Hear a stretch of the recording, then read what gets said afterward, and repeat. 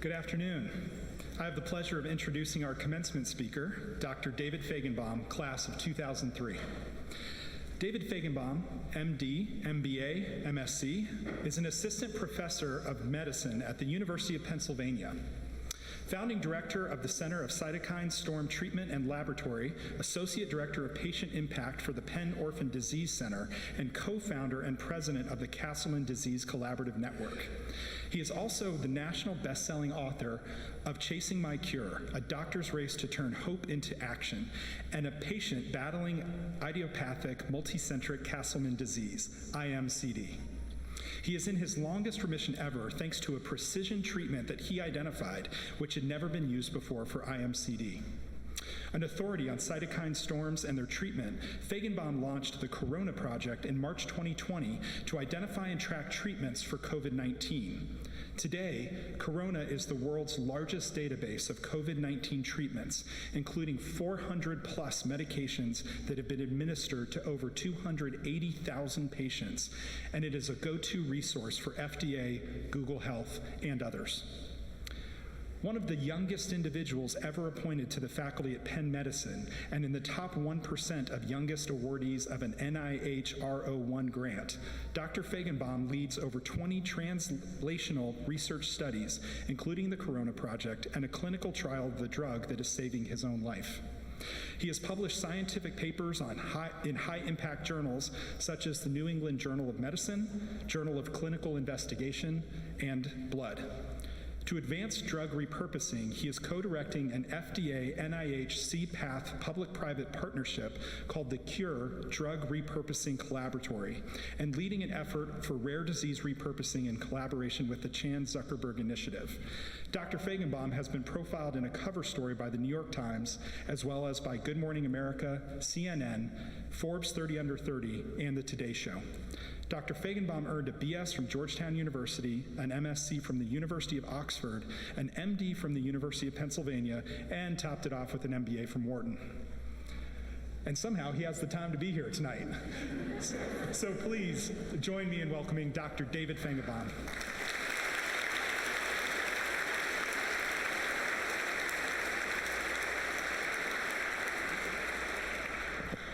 Thank you so much, Mr. Sundstrom, for that wonderful introduction, and I am just so happy to be with all of you today, to be back in Raleigh with my family, and to be here with all of you. Seniors, congratulations on graduating. Loved ones, congratulations on your seniors graduating today. If you want to join me in a round of applause.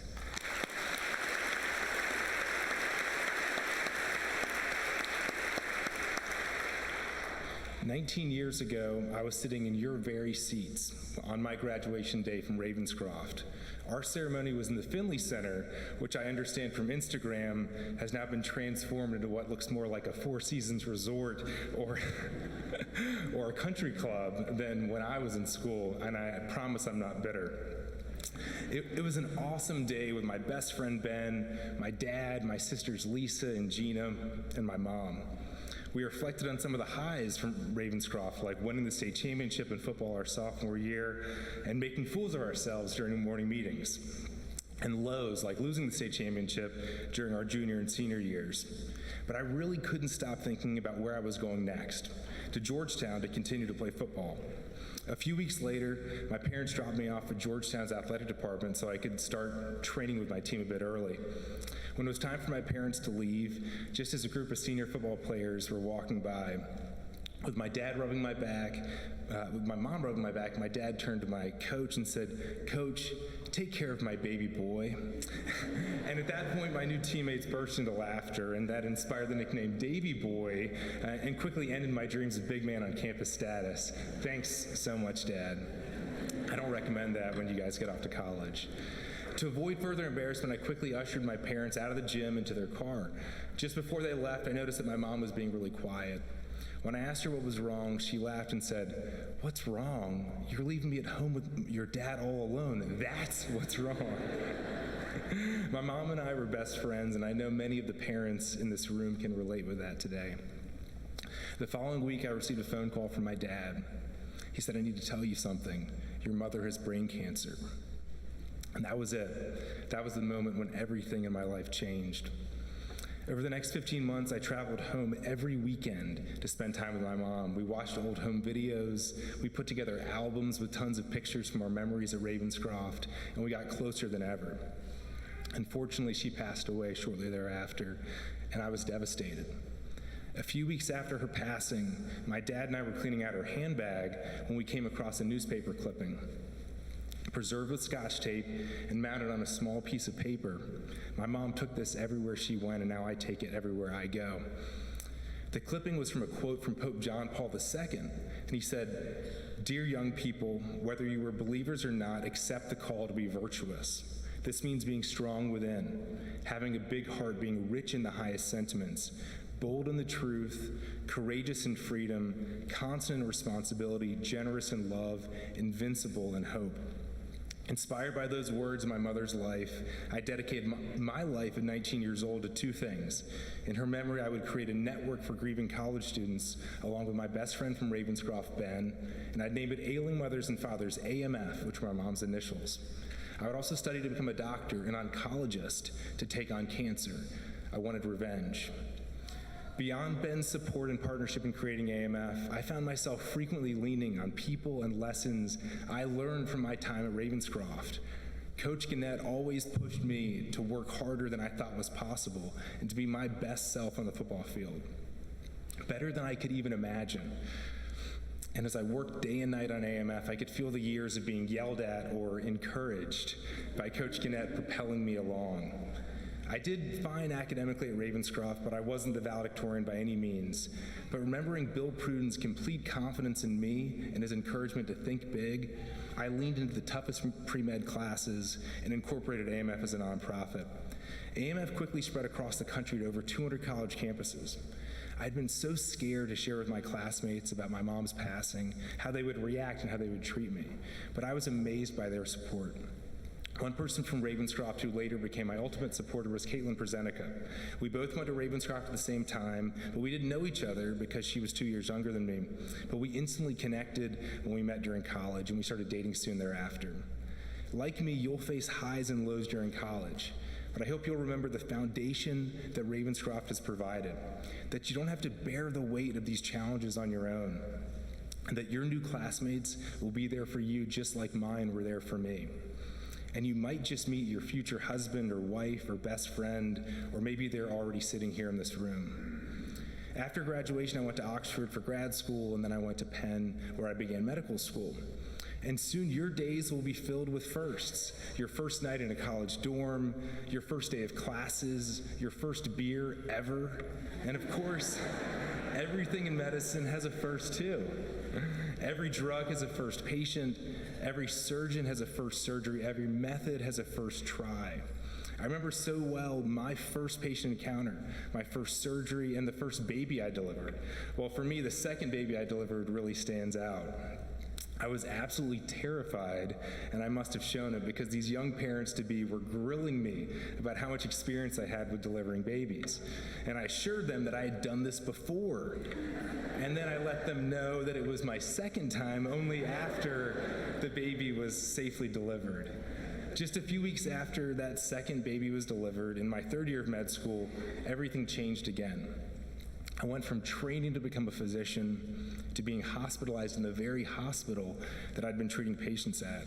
I experienced multi-organ system failure.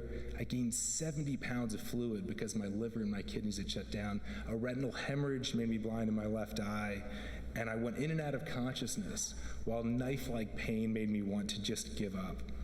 I was eventually diagnosed with idiopathic multicentric Castleman disease, a rare and deadly illness where your immune system attacks and shuts down your vital organs for an unknown cause. Castleman disease is as common as ALS. It's as deadly as lymphoma, and 1/3 of us will die within 5 years of diagnosis. Another third will die within 10 years of diagnosis. When I didn't immediately respond to chemotherapy, I was read my last rites because no one thought I would survive. I've considered that moment to be the start of my overtime, time that I didn't think that I would have, where I've tried to make every second count. I survived thanks to a combination of 7 different chemotherapies that obliterated my immune system and put my disease in remission. After 5 months hospitalized in critical condition, I finally had hope for the future again. And my dad and my sisters never left my side. I remember one of the first walks my dad and I took around the hospital when I started to feel better on New Year's Eve of 2010. My belly was filled with about 7 liters of fluid because of my organ dysfunction, and as we walked around the hospital, we passed the family waiting room, and we saw there was a gentleman who looked visibly drunk on New Year's Eve. He was kind of, swaying in his chair, and our next lap around the hospital, we saw that he had fallen onto the ground. So my dad helped him back into his chair, and he looked at my dad and I, and he said, "Thanks so much. Good luck to you and your wife." We said, "Wife? What is he talking about?" And then I looked at my belly, and I realized he thought that I was my dad's pregnant wife. Which was a low point emotionally for both of us. But we laughed so hard. And 2 things kept me going when I got out of the hospital. One was Caitlin. We had taken a short break from dating before I got sick, and thankfully, while I was in the hospital and after I got out, we both agreed that we wanted to start dating again.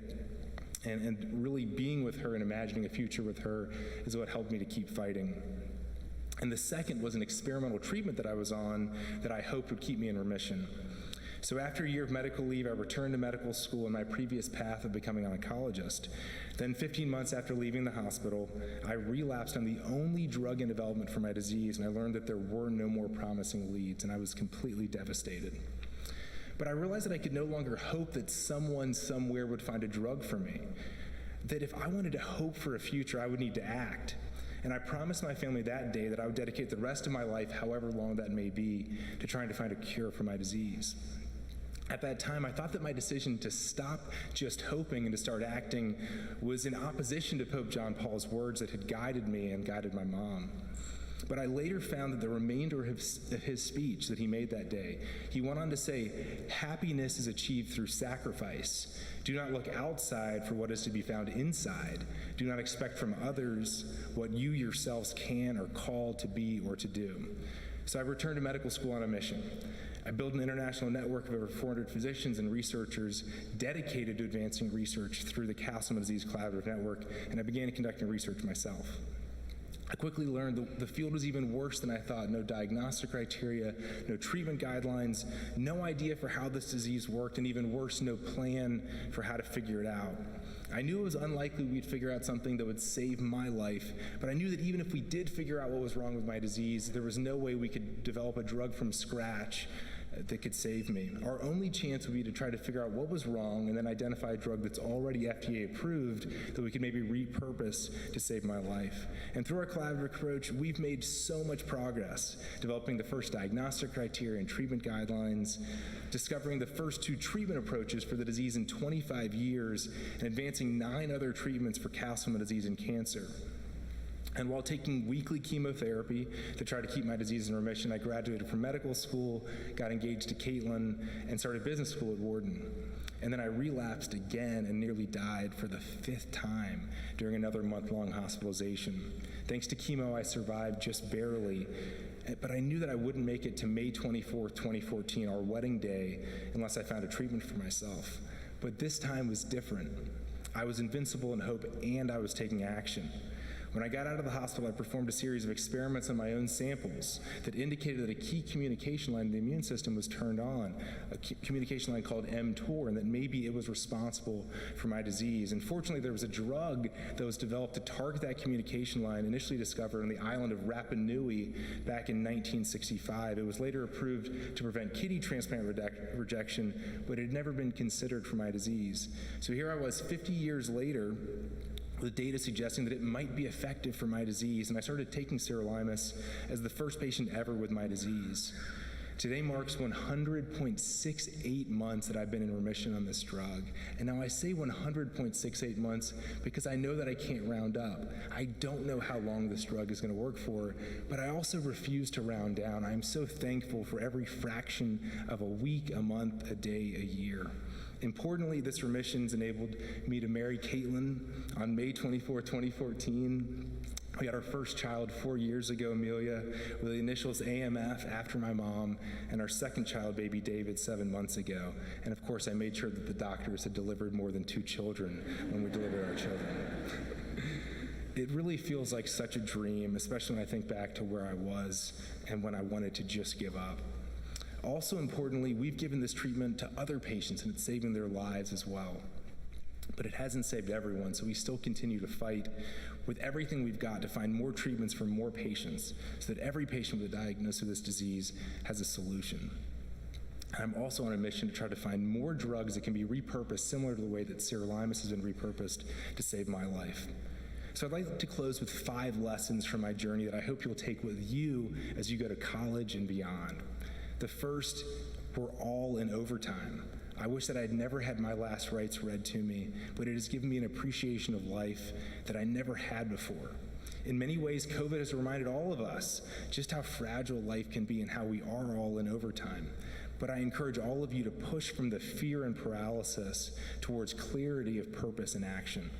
Second, for everyone in the room, I hope you're never confused as your father's pregnant wife. But if you are, I hope you can find some humor in that and all of life's challenges. Third, solutions may be hiding in plain sight. The drug that I'm on that's saving my life was at my neighborhood CVS for years while I was in and out of the ICU. How many drugs are sitting at your neighborhood pharmacy that could be treatments for you or for someone you love? Fourth, reflect on those things that you hope for and you pray for. And if you're hoping and praying for it, turn that into action. Use those hopes and prayers to guide what you do. Action doesn't guarantee achieving the thing that you're hoping for, but I've learned that both hope and action are essential. And during difficult times like we faced, we're often encouraged to find silver linings. But something my mom taught me was that we shouldn't just look for silver linings, we should look to create silver linings. And I can't think about anything much worse than the last 2 years with COVID, but out of this and other challenges, I hope you all will take action and create silver linings as you go off to college. And lastly, find your Castleman disease. Find that thing that motivates you, makes you excited, that you want to chase after, and go for it. And if you haven't found that thing yet, I hope you will join me in my chase for Castleman disease and the work we're doing to find repurposed drugs. Good luck to you as you go out to college and out into the world. And remember, generous in love, invincible in hope. Thank you so much.